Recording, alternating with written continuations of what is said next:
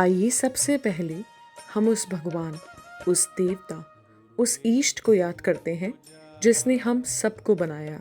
उनको याद किए बिना दुनिया का कोई भी कार्य प्रारंभ नहीं होता। गुरु मेरी पूजा, गुरु गोविंद, गुरु मेरा पार ब्रह्म, गुरु भगवंत। गुरु मेरी पूजा, गुरु गोविंद, गुरु मेरा पार ब्रह्म, गुरु भगवंत। चलिए अब हम याद करते हैं, नमन करते हैं इस धरती के भगवान का, यानी हमारे बड़े बुजुर्गों का। किसी ने सच ही कहा है ना, धरती पर रूप माँ बाप का उस विधाता की पहचान है। जान है धरती पे रूप माँ बाप का, उस विधाता की पहचान है। ये तो सच है कि भगवान है।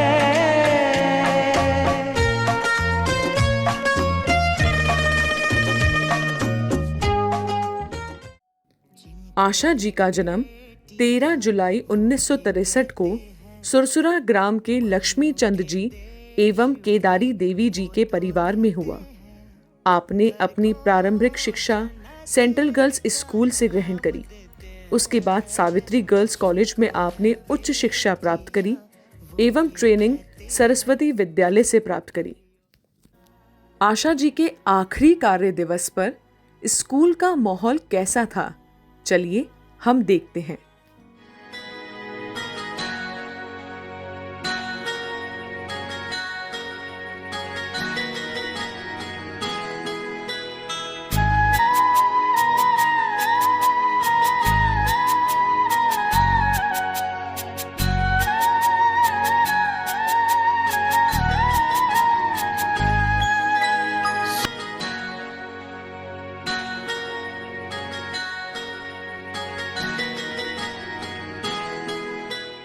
सुना है आंगन और सुना ये मन, गुरुवर ना जाओ यही कहती है धड़कन।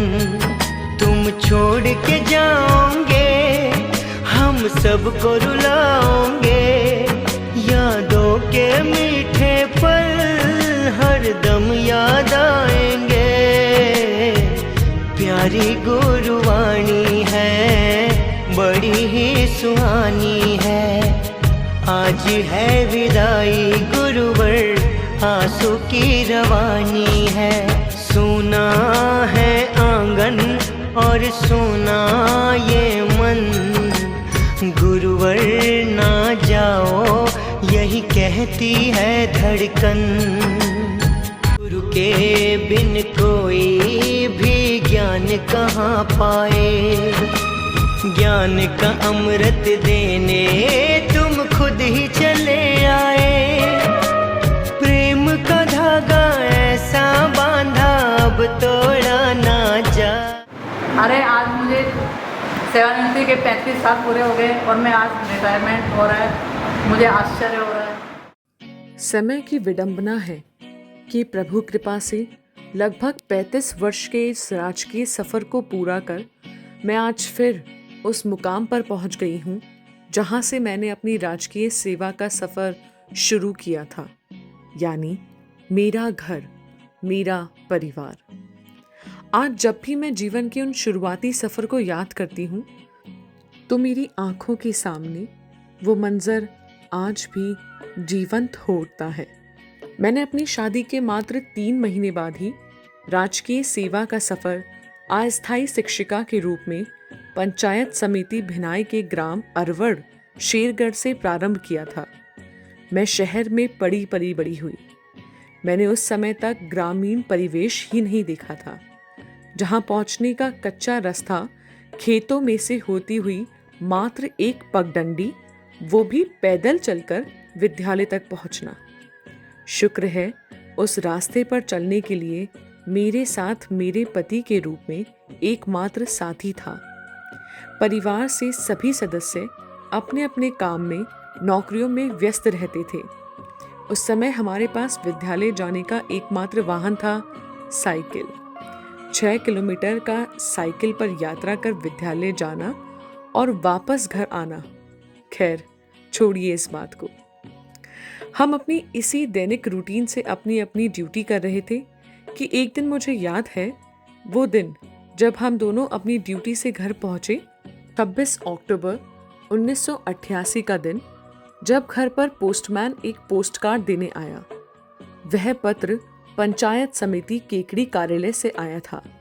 लिखा था, आपने आज दिनांक तक पंचायत समिति केकड़ी में अध्यापिका पद पर कार्य ग्रहण नहीं किया है। आपको अंतिम अवसर दिया जा रहा है कि आप अपने पद पर 31 अक्टूबर 1988 तक कार्य ग्रहण करें, अन्यथा आपका रजिस्ट्रेशन निरस्त कर दिया जाएगा। वो पत्र मेरे जीवन के लिए सबसे बड़ी खुशी का पैगाम लाया था। हमारी खुशी का उस पल अंदाज़ा लगाना मुश्किल था कि मेरी राजकीय नियुक्ति होने जा रही है। तुरंत अगले दिन हम केकड़ी कार्यालय पहुंचे। नियम अनुसार प्रमाण पत्रों का आंकलन हुआ और मेरी नियुक्ति के आदेश जारी हो गए। प्रभु को, किस्मत को मुझे मौका प्रदान करना था। इस प्रकार उस दिन 29 अक्टूबर 1988 को मेरे इस 35 वर्ष के सफर की शुरुआत हुई। मेरी प्रथम नियुक्ति केकड़ी के एक छोटे से ग्राम उंदरी के राजकीय प्राथमिक विद्यालय में हुई। अभिभाग्य को मेरी फिर से परीक्षा लेनी थी, यानी इस गांव तक पहुंचने का भी रास्ता मुख्य सड़क से 3 किलोमीटर अंदर पैदल यात्रा कर पहुंचना होता था। 29 अक्टूबर 88 से 18 नवंबर 90 तक मैंने यहाँ पर कार्य किया। उसके बाद यहाँ से ट्रांसफ़र होकर मैं पेसांगन में 6 साल तक रही। यहाँ भी विद्यालय पहुँचने में मुख्य गांव सड़क से भवानी खेड़ा नसीराबाद से 4 किलोमीटर पैदल, फिर स्कूल पहुँचना, फिर 4 किलोमीटर वापस आकर बस पकड़ना और फिर अपने गंतव्य तक आना। यहाँ से राजकीय आदेशों की पालना करते हुए मेरा ट्रांसफ़र राजकीय प्राथमिक विद्यालय भवानी खेड़ा श्रीनगर में हुआ, जहाँ मैं लगभग 19 वर्ष रही। आज मैं अपने इस विद्यालय राजकीय उच्च माध्यमिक विद्यालय हाथीखेड़ा में 3 जुलाई 2016 से लगातार रहकर अपने इस सफ़र को समाप्त कर रही हूँ। इस पूरे सफ़र के दौरान हमने अपने पारिवारिक जिम्मेदारियों का निर्वहन करते हुए अपने परिवार को संभाला। परिवार के रूप में प्रभु ने मुझे एक पुत्र और एक पुत्री के रूप में आशीर्वादित किया है। राजकीय सेवाओं के नियमों की पालना, विद्यालय के लिए समय पर आना जाना, इन सब के बीच हमने दोनों बच्चों को पाला, पढ़ाया और इस काबिल बनाया कि आज हमारा बेटा अभिषेक सॉफ्टवेयर इंजीनियर है और बेटी अभिशंसा डॉक्टर के पद पर कार्य कर रही है। मेरी इस पूरी राजकीय सेवा में विभिन्न बाधाओं और कठिनाइयों के लिए मैं शुक्रगुजार हूँ। मेरे परिवार का, मेरे माता पिता का और सभी भाई बहनों का, जिन्होंने इस पूरे सफ़र में प्रत्यक्ष अप्रत्यक्ष रूप में मेरा साथ दिया, मुझे सहयोग किया। मैंने पूरी लगन, ईमानदारी व मन से सबके साथ व्यवहार रखा है। मैं सभी बड़ों को नमन करती हूँ। प्रभु से कामना करती हूँ कि सदैव मेरे ऊपर अपना आशीर्वाद बनाए रखें। आइए हम कुछ पारिवारिक बातें भी कर लेते हैं और इस खूबसूरत परिवार को भी जान लेते हैं। आशा जी की शादी 10 जुलाई 1986 को सूर्यकांत जी त्रिपाठी से भिनाई गांव में हुई थी। चलिए हम उनकी इस 37 वर्ष की पूर्ण प्यार भरी यात्रा को देखते हैं। सूर्यकांत त्रिपाठी जी अपनी धर्मपत्नी को जितना प्यार करते हैं, शायद ही ऐसा प्यार आपको कहीं और देखने को मिले। उन्होंने अपनी प्रिय पत्नी के लिए अपने दिल से निकले कुछ शब्द कहे हैं। आइए हम सब साथ मिलके उन शब्दों को सुनते हैं। मेरा हम सफ़र बड़ा सच्चा है, तभी मेरी ज़िंदगी का सफ़र इतना अच्छा है। इसी सफ़र को याद करता हूँ तो मुझे याद आता है वो दिन 10 जुलाई 1986, जब हम इस पवित्र बंधन में बंधे थे। तब से आज तक के 37 वर्षों के इस जीवन सफ़र में और राजकीय सेवा के इन 35 वर्षों की यात्रा में तुमने बहुत कुछ तकलीफ़ें उठाई होगी, पर सबको मनाने और बनाने में अपना पूरा समर्पण दिया। आज से 35 वर्ष पूर्व न इतने साधन थे न सुविधाएं, पर घर और नौकरी के दोनों को सामंजस्य बिठाने में तुमने बड़े धैर्य और कुशलता से इस मुकाम को पूरा किया है। माँ ही बच्चों की पहली गुरु होती है। तुमने इस कर्तव्य को भी बड़ी सहजता से पूरा किया और आज परिणाम दोनों बच्चे इस मुकाम पर हैं। अंत में यही कहूँगा, कुछ लोग दौलत पे नाज करते हैं, कुछ शोहरत पे नाज करते हैं। कुछ लोग दौलत पे नाज करते हैं, कुछ शोहरत पे नाज करते हैं। मेरे पास तुम हो, इसीलिए हम किस्मत का शुक्रगुजार करते हैं। 24 अप्रैल 1994 को आपके घर में एक चांद के रूप में बेटे का जन्म होता है, जिसको हम अभिषेक के नाम से जानते हैं। आइए अभिषेक अपनी मम्मी के लिए क्या कहते हैं, उस पल को देखते हैं, उस पल को जानते हैं। मम्मी, जब आप पहले हमें कहा करते थे कि तुम तो जानते भी नहीं हो तुम्हारा बचपन कैसे निकला है, हमें तब यह समझ नहीं आता था। अभी हाल ही में जब उन्होंने अपनी एक डायरी बताई जिसमें उन्होंने शुरू की ज़िंदगी के कुछ सालों का वर्णन किया हुआ है, स्ट्रगल होता क्या है एक जीवंत रूप में, मैंने तब महसूस किया। डैडी मम्मी को साइकिल पे अर्ली मॉर्निंग 7 किलोमीटर कच्चे रोड से होते हुए स्कूल छोड़ने जाते थे, और अगर बारिश हो जाए तो खेत की मिट्टी में साइकिल चल नहीं पाती थी और पैदल चल के जाना पड़ता था। और ये सब किस जॉब के लिए, जिसमें सब डिडक्शंस होने के बाद सैलरी करीबन 600 रुपये के आसपास महीने की मम्मी को मिलती थी। और 94 में जब मैं हुआ वो तकरीबन 1000 के आसपास हो गई थी। पर हमारी लाइफ, हम बच्चों की लाइफ तो ऐसे चल रही थी जैसे कभी कोई फाइनेंशियल प्रॉब्लम हो ही ना। हमें तो यही लगता था कि जो भी चाहिए बस पेरेंट्स को बता दो, वो कर देंगे, और जो भी चीज़ चाहिए वो मिल जाएगी।